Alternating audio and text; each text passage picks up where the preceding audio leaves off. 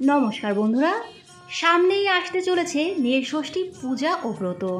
নীলষষ্ঠী হলো চৈত্র মাসের সেই দিন যখন বাঙালি মায়েরা ভগবানের কাছে পুজো করে দেবী পার্বতীর সঙ্গে শিবের বিবাহকে উদযাপন করেন।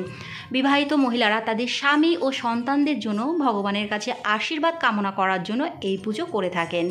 হিন্দু বিশ্বাস অনুসারে নীল শব্দটির নীলকণ্ঠ থেকে এসেছে, যার অর্থ নীল রঙের কণ্ঠের ব্যক্তি, যা আসলে ভগবান শিবকে নির্দেশ করে। চৈত্র মাসে বিশেষ তিথিতে মহিলারা সারাদিন উপবাস করেন এবং অবশেষে সন্ধ্যায় তারা নিকটবর্তী ভগবান শিবের মন্দিরে যান এবং শিবলিঙ্গের ওপরে দুধ ঢেলে বেলপাতা ফুল অর্পণ করেন, প্রদীপ ও ধূপকাঠি দেখিয়ে আরতি করেন, ফল ও মিষ্টি নিবেদন করে তার স্বামী ও সন্তানদের মঙ্গল কামনায় নীল পুজো করে থাকেন।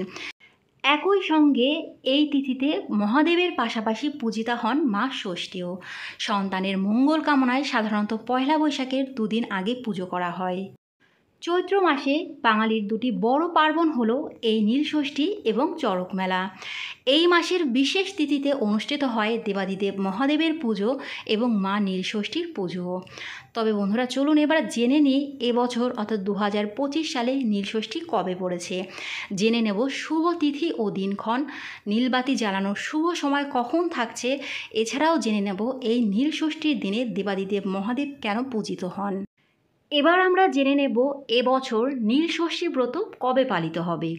এবছর অর্থাৎ 2025 সালে নীলষষ্ঠী ব্রত পালিত হবে ইংরাজির 13ই এপ্রিল 2025 সাল, বাংলার 30শে চৈত্র 1431 বঙ্গাব্দ রবিবার।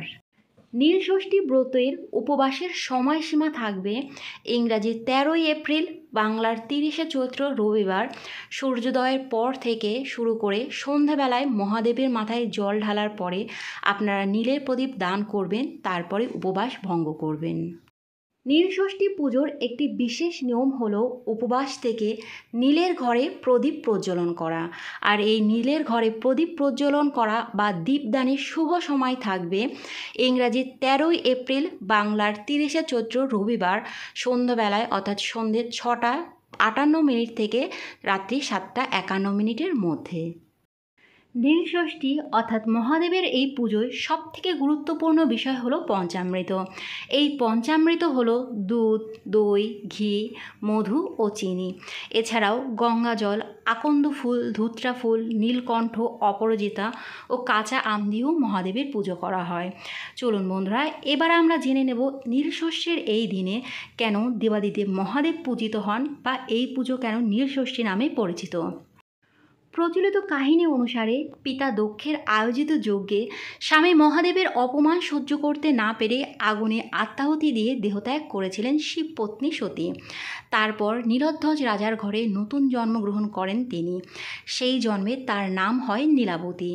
এই কন্যার সঙ্গে শিবের বিবাহ দেন রাজা নীলধ্বজ, অর্থাৎ দেবী পার্বতীর আর এক নাম হলো নীলাবতী। এই কন্যার সঙ্গেই শিবের বিয়ে দেন রাজা নীলধ্বজ, অর্থাৎ দেবী পার্বতীর আরেক নাম হলো নীলাবতী। গ্রাম বাংলার প্রচলিত কাহিনী অনুসারে চৈত্র সংক্রান্তির আগের দিনেই বিয়ে হয়েছিল মহাদেব ও নীলাবতীর। সেই কারণে নীলষষ্ঠী, চৈত্র সংক্রান্তি ও গাজন শিব দুর্গার বিয়ের উৎসব হিসাবেই পালিত হয় আমাদের রাজ্যের অনেক জায়গায়। গাজনের সময় গ্রাম বাংলায় শিব ও পার্বতী সেজে ঘরে ঘরে ঘুরে ভিক্ষা সংগ্রহ করার ছবি দেখা যায়।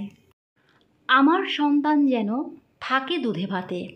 অন্নদা মঙ্গল কাব্যে দেবী অন্নপূর্ণার কাছে এই প্রার্থনা জানিয়েছিলেন ঈশ্বরী পাঠিনী। বাংলার মায়েদের মনের এই চিরন্তন প্রার্থনায় যেন ধরা পড়ে নীলষষ্ঠীর ব্রতের মাধ্যমে। সন্তানের মঙ্গল কামনা করে এই ব্রত রাখেন বাংলার মায়েরা। চৈত্র সংক্রান্তির আগের দিন প্রচণ্ড গরমের মধ্যে সারাদিন নির্জলা উপবাস রাখেন তারা। সন্ধেবেলা শিবলিঙ্গে জল ঢেলে মহাদেবের পুজোর প্রসাদ মুখে দিয়ে তারা উপবাস ভঙ্গ করেন।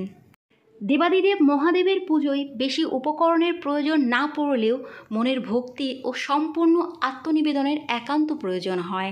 বন্ধুরা, আজকের ভিডিওটা এই পর্যন্তই। আপনারা সকলেই নীলষষ্ঠী ব্রত পালন করুন। আর এই ভিডিওটা যদি ভালো লাগে অবশ্যই লাইক কমেন্ট করবেন। পরবর্তী ভিডিওর আপডেট পাওয়ার জন্য চ্যানেলটি সাবস্ক্রাইব করে পাশে থাকবেন। নমস্কার।